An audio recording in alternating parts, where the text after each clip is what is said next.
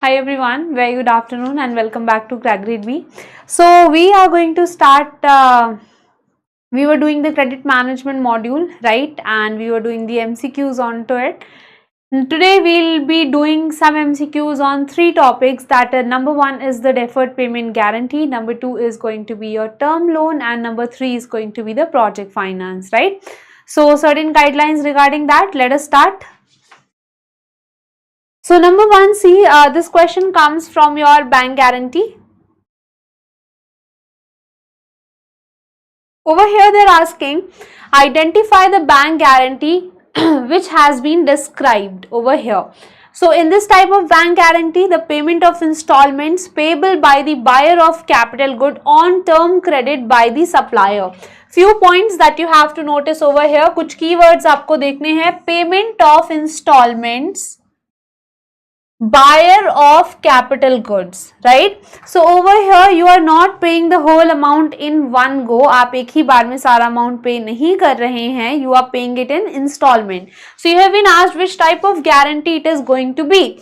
Financial guarantee, performance guarantee, deferred payment guarantee. Now performance guarantee is something which is self-explanatory. Financial guarantee is something that we see in our daily lives, right? Over here, if suppose there is one particular person who is obligated to pay and he is obtaining a bank guarantee, he is providing a bank guarantee that see, I'm going to make a payment and for security purpose this is the bank guarantee which I am giving to you. तो ये आपका क्या हो गया, ये आपका financial guarantee हो गया, right? But deferred payment guarantee में क्या हो रहा है? Few keywords again. See over here. So under deferred payment guarantee, normally 15 to 20% of the invoice price of capital good is paid by the borrower and the remaining amount along with the interest is payable in installments spread over 3 to 5 years. Suppose I have a factory where we manufacture biscuits. हमें biscuits manufacture करने की हमारी एक factory है. हमने वहाँ पे क्या किया है? हमने एक plant we wanted to procure a machinery. Now this machinery line is too much costly, right? So we have provided, as a buyer we have already paid the down payment, आप इसको down payment मान सकते हैं, और बाकी का amount भी हम pay करेंगे in a period of 3 to 5 years, right? But meanwhile the supplier is going to need a guarantee कि हाँ ठीक है आप pay करोगे, आप पे करने वाले हो या आप पे कर रहे हो, ऑन टाइम आप पे करोगे. So for that purpose we need a trusted institution and the bank over here provides the deferred payment related guarantee. Now second question is, who should draw usance bill which is required in case of DPG guarantee issuance? तो यहाँ पे usance bill का मतलब क्या होता है? This is a bill which obviously signifies that one party has to make the payment to another party. यहाँ पे इसका मतलब ये है कि एक पार्टी को दूसरी पार्टी को पेमेंट करना है obviously, but that payment would be made with a time gap, right? So can I say that this kind of bill provides you a credit period? Can I say that this kind of bill provides you a credit period? Answer is going to be yes. ठीक है? So कौन draw करेगा इस bill को? The seller is going to be drawing this particular bill. So seller draws usance bill which is accepted by the buyer or either co-accepted by the banker or a guarantee is being issued. Buyer accept करता है that yes I will make the payment to you. मैं आपको ये जो payment है वो दे दूंगा, right? So बनाएगा कौन? Seller. Now next is question number 3. In case of DPG, security measures adopted by banks would be. बड़ा ही आसान सा सवाल है. Security measures adopted by bank. So guarantee issuing bank creates charge on assets so purchased and also obtains counter guarantee from seller. Option number 2, bank would create charge on assets and also obtain counter guarantee from buyer. Okay, guarantee issuing banks only creates charge on asset and guarantee issuing bank only obtains counter guarantee from the said applicant buyer. So you have got 4 options, and which of the following options the bank would prefer? So correct answer over here is B. सबसे पहले तो creating charge on the assets means that if you are not able to pay us this particular amount, we are fully authorized to take your assets. ठीक है, हम आपके assets जो है ले लेंगे and we will utilize those assets for the payment of our debt. ठीक है, हम अपना debt fulfill करने के लिए आपके asset को use कर लेंगे. This is a kind of collateral, you can understand. ठीक है, एक तरीके का collateral है. Next, काउंटर गारंटी आप किससे लेंगे? बायर से आप काउंटर गारंटी लेंगे, because that person is liable to make the payment, right? So that person is going to offer you the guarantee as well. You see, guarantee issuing bank, जो bank आपको guarantee दे रहा है, that would create charge on assets. So for example, suppose I am the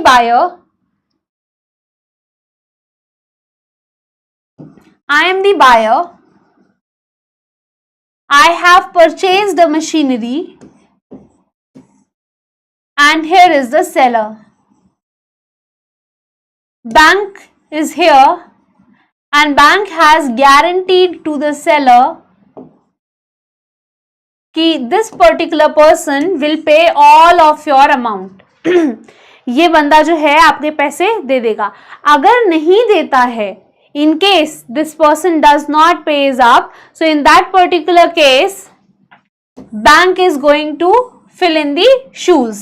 A bank would also like to protect itself from the financial risk. ठीक है, कई बार क्या होता है, these are the कई बार नहीं, in almost all cases, if you are purchasing capital goods and you are obtaining a credit period, in that particular case what they want is कि seller wants that he need a guarantee from the bank and bank would secure itself by creating charge on the capital asset. कि अगर buyer ने default किया payment करने में, so we will have all the rights on this machinery, हम इस machinery को ले लेंगे.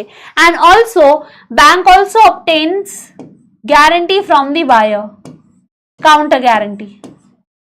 ठीक है, so this is how banks ensure their safety while taking in these kind of risks. ठीक है. Now next is total volume of guarantee obligations outstanding at any time should not exceed. Now this is, they are talking about limits कि bank जब guarantee provide कर रहे हैं, so there needs to be a limit, एक limit होनी चाहिए. This comes from the RBI guidelines. ठीक है, RBI सर्कुलर से आता है कि कितना लिमिट होना चाहिए while as a bank you are providing the guarantee. So let's see this.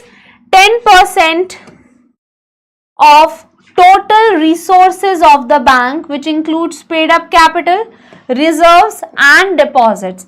That means we do not want the bank to expose itself to a lot of risk, right? We don't want that. We don't want to take up a lot amount of risk. So that is why we have prescribed कि जो भी आपका paid up share capital है, जो भी आपका reserve है, whatever deposits you are having, combine it, 10% of that is the limit. Your guarantee obligation should not exceed that. उससे ज़्यादा excess में नहीं होना चाहिए. Now within the overall ceiling, proportion of unsecured guarantee outstanding at any time may be limited to amount. तो अब यहाँ पे again this is a measure through which we are trying to limit your risk. हम आपके risk को limit करना चाहते हैं. That means RBI wants to limit the risk banks are exposed to. ठीक है, so इस केस में उन्होंने क्या कहा कि unsecured guarantee क्या होनी चाहिए, कितनी लिमिट होनी चाहिए? सो 20% of own funds of the bank और 25% of total amount of guarantees, which ever is less. मतलब कि आपके फंड्स का 20% and what ever total amount of guarantees you have given, 25% maximum can be unsecured guarantees. ठीक है, आपके funds का maximum 20% and और out of your all guarantees, that means 2 types of secured, unsecured. Unsecured ones cannot exceed 25%. ठीक है, और options क्या हैं? 25% of the own funds और 20% of your total amount of guarantees. Proportion 25%. 25%. Correct answer is आपके खुद के फंड्स का 25% ऑफ द बैंक और 25% of the total amount of guarantee which ever is less, ठीक है, जो भी आपका कम होगा. Fine. So this is the thing. Now focus over here. We are talking about 10% of capital, reserves and deposits. Remember that. Here we are talking 25% of capital and reserves. So don't come to me and say कि यहाँ पे 10% बोला, यहाँ पे 25% बोला. Both are different. एक में हम डिपॉजिट्स को इंक्लूड कर रहे हैं, एक में हम डिपॉजिट्स को इंक्लूड नहीं कर रहे हैं. Right?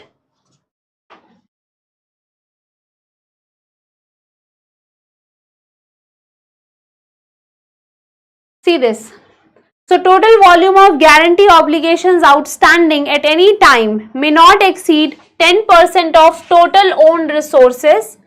Within the overall ceiling, proportion of unsecured guarantees outstanding at any time would be limited to 25% of own funds or 25% of the guarantees, whichever is less.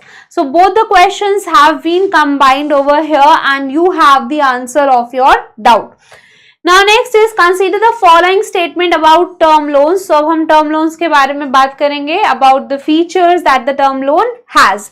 Now see, these are granted for specific period with fixed repayment. Okay, interest rates could be fixed or floating and penalties charged for prepayment. Tenure can range from 1 year to 5 years and all of the above. Now this question has been given over here. Why? We are talking about the features of term loan. हम term loan के features के बारे में बात कर रहे हैं and all of this they are features of term loans. ठीक है? Term loan is given for a specific period. You have got fixed repayment schedules. आपका फिक्स रीपेमेंट शेड्यूल होता है. Apart from that you have got tenure, जो कि आपका एक short period tenure है, 1 year to 5 years, right? So they all are the features of your term loans.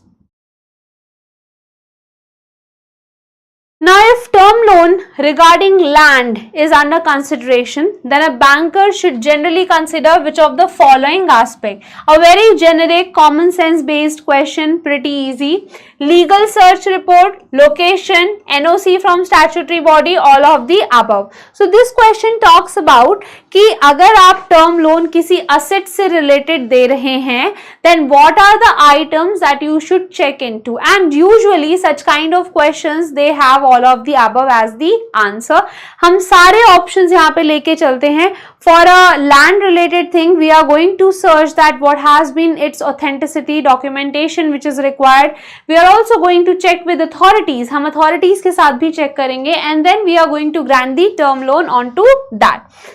So while funding a project through a term loan, a banker generally takes into consideration following factors, जैसे land में land sale deed, search report, location, NOC, building के case में approved plan, building permission, architects, nature of structure, etcetera etcetera. Now, if you are providing a term loan in relation to a company, then a banker should generally consider which of the following aspect. Copy of MOA, AOA, yes. Source of funds for promoters, yes. Last 3 years income tax return, yes. All of the above are going to be there. So over here we talk about that what are the factors that can show you कि company के case में आपको ये item check करना चाहिए और these items can be a flag bearer in the case of a company. ठीक है, कौन से आइटम्स ऐसे हो सकते हैं? सो कंपनी स्पेसिफिक इंफॉर्मेशन में देखिए, copy of MOA, AOA, project report, extent of expenditure already incurred, source of funds for the promotion contribution, कि अगर as a promoter you have invested the funds तो आपने किस तरीके से इन्वेस्ट किया है. ठीक है, क्या इन्वेस्टमेंट रहा है? Have you borrowed money and then invested, या फिर आपने अपने खुद के पैसे इन्वेस्ट किए हैं? What has been the source, right? Now in relation to project appraisal, अब हम आ गए project appraisal में. So now let's see.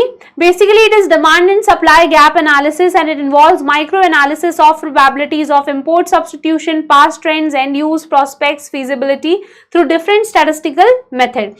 So environmental appraisal, economic appraisal, market appraisal, technical appraisal. Project appraisal में हम बात कर रहे हैं कि which of the option is apt for this description. हम क्या कर रहे हैं यहाँ पे, डिमांड सप्लाई के बारे में देख रहे हैं, analysis of import substitution, past trends, feasibility of export. Basically we are trying to understand the market. और market कैसे समझ में आया, as soon as you mention the word demand supply gap analysis, जैसे ही आप demand supply gap analysis के बारे में बात करते हैं, the thing that I understand is the your market related analysis that we are doing. So this is market appraisal. Market appraisal का मतलब क्या होता है, this is a subset of economic appraisal and here we are studying कि how your incremental production can be absorbed by the market and this is one of the mechanisms of project appraisal. Before doing any kind of project appraisal you need to study the market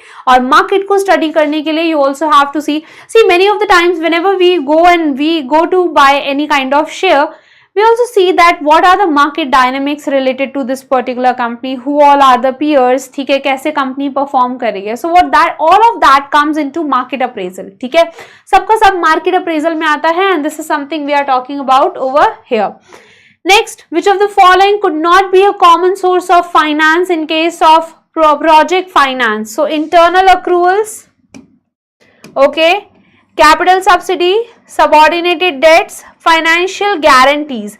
Now if you see these three, in case of these three, internal accruals जो आपने अपना पैसा बचाया है out of profits, the reserves that you have saved, everything. Capital subsidy आपको मिली है, subordinated debts. In all these three cases पैसा आपके पास में आ रहा है. There has been an inflow of money. ठीक है, there has been an inflow of money, but in case of financial guarantee, ठीक है, financial guarantee के केस में क्या कोई inflow है, क्या किसी तरीके का inflow है? No, only just a guarantee has been provided. So financial guarantees, yes, it helps, but this is not a common source of finance because there is no inflow of the finance over here. So these are some sources of finance in relation to your project. Now, tools that are available for the project finance. So there are certain tools: internal rate of return, debt service coverage ratio, break even, sensitivity analysis. We are talking about the tool where total cost is equal to sale value. Cost or expense, revenues are equal and there is no net loss or gain, that is break even point. Before investing in any kind of project, I would like to know कि कब ये project break even point पहुंचेगा, मतलब कब, when my expenses are 10 lakh rupees, I'll be able to earn 10 lakh rupees so that I reach at a situation of no profit no loss जहां पे मुझे zero profit zero loss है. ठीक है, तो इसको बोलते हैं break even situation and I would like to know in case of a project. So this is one of the tools. Next is we have all projections are based on various assumptions and assumptions need not always hold good. Normally 4 adverse scenarios are individually taken and compared to the base scenario as per the projections. किसके बारे में बात कर रहे हैं हम? IRR, capital rationing, sensitivity analysis, security margin. हम बात कर रहे हैं sensitivity analysis की. Sensitivity analysis का मतलब क्या हुआ? मैंने 4 scenarios ले लिए. 4 सिनारियो में number 1, 2, 3, 4. In number 1, I have said that my sales is going to be, let's say, X. यहाँ पे let me put numbers. That would be a good thing.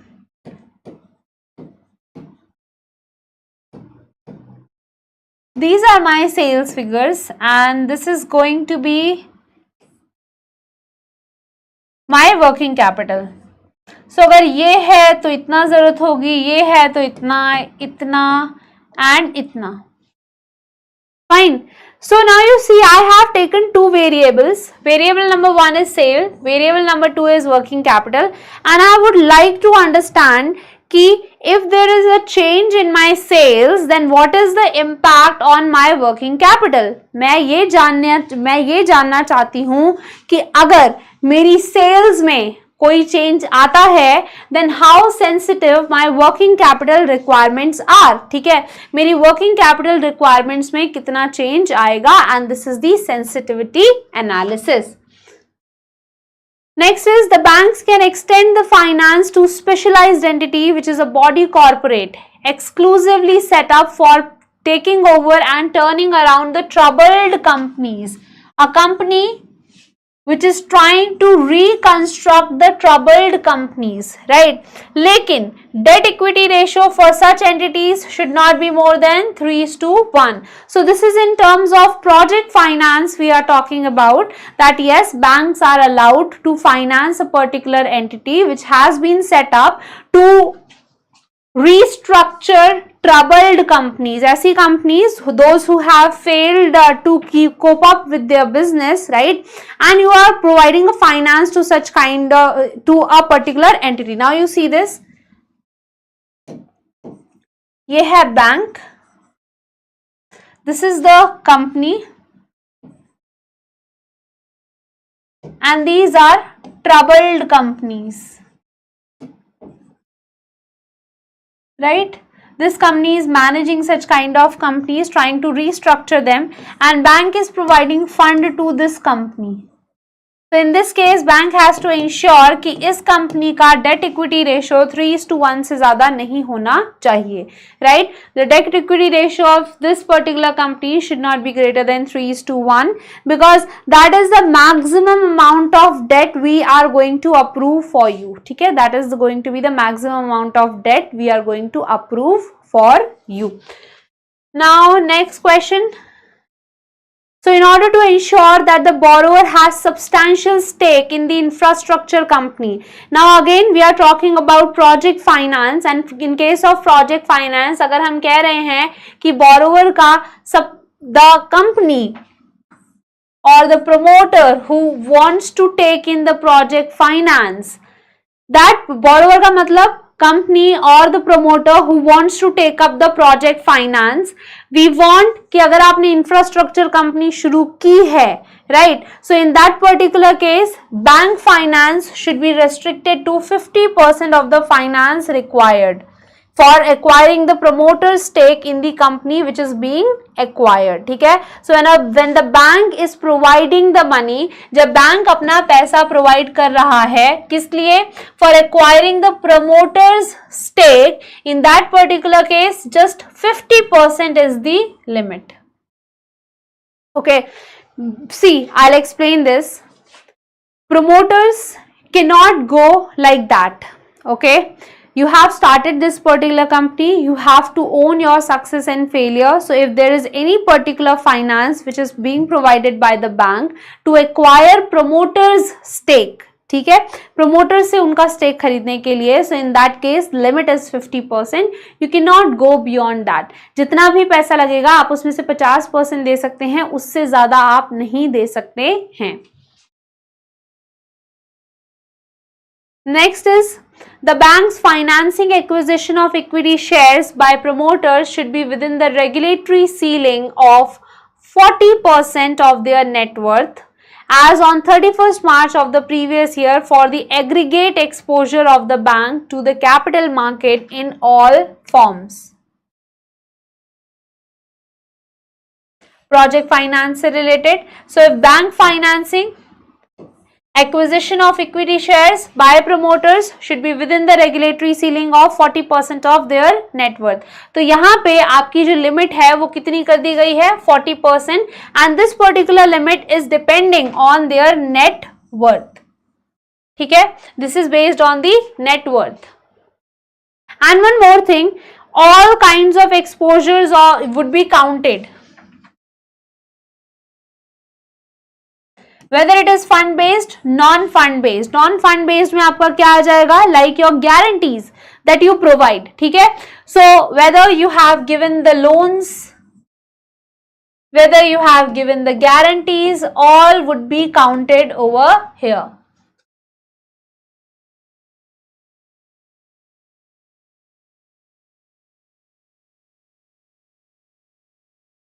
Now next is aggregate partial credit enhancement provided by all banks for a given bond issue size shall be limited to. See this, पहले हम इसको पढ़ते हैं. So this talks about partial credit enhancement for corporate bonds.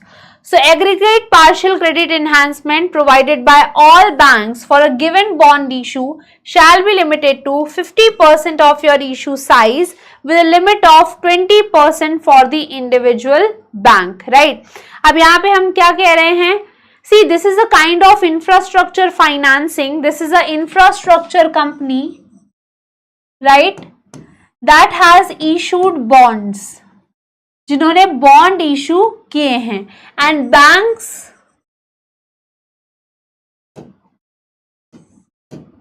Are facilitating this. ठीक है, all banks are facilitating this combined jointly together. So that is why they have said कि 50% of the bond size, this is the limit of the credit enhancement, and within this 50% there is a limit of 20% for any individual bank. Banks के लिए if there is a consortium of the bank which is coming together to do this or to facilitate this bond issue, then individual limits of the bank is going to be 20%. Individual limits आपकी इतनी हो जाएंगी 20%.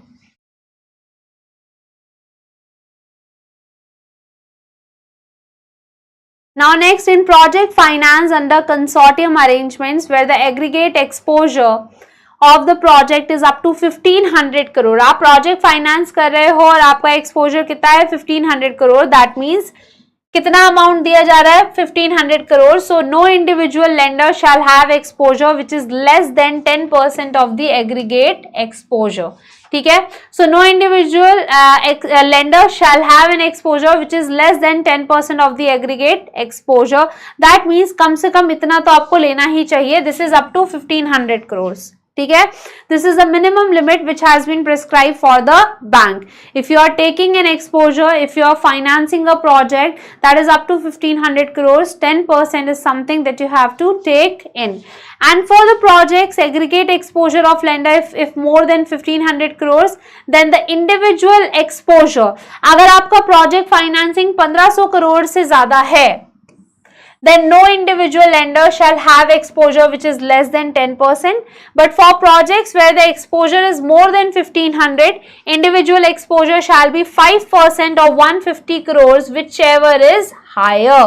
ठीक है, so this is the floor. Floor और cap का मतलब क्या होता है? Floor मतलब minimum, cap मतलब maximum. This is floor, this is cap. तो आपको क्या कहा जा रहा है? That if the project is having a ticket size of 1500 crore, this is the limit. So in that particular case, एक बैंक का कम से कम investment 5% of 150 crores होना चाहिए. I repeat, आपका project अगर 1500 crore से ज़्यादा का है, where the banks are investing, so one particular bank should be having an exposure, minimum exposure of 5% of 150 crores. That is the amount that they have to give. Now all lenders shall maintain provision on exposure to projects under construction at the rate of, see, all lenders, that means all banks shall maintain provision on exposure. You have given the loan, you have a risk that you might not receive this amount back. ठीक है, हो सकता है आपको पैसे ना मिले. So in such a situation you have to create a provision. आप कितना provision create करना पड़ेगा? A general provision of 5% of the funded outstanding shall be maintained. 5% का provision आपको बनाकर चलना है for the exposures that you have done, right? So this is something that we needed to talk in case of DPG, term loans and project finance. Thank you so much for watching, and if you did understood the lecture, please do not forget to like this video.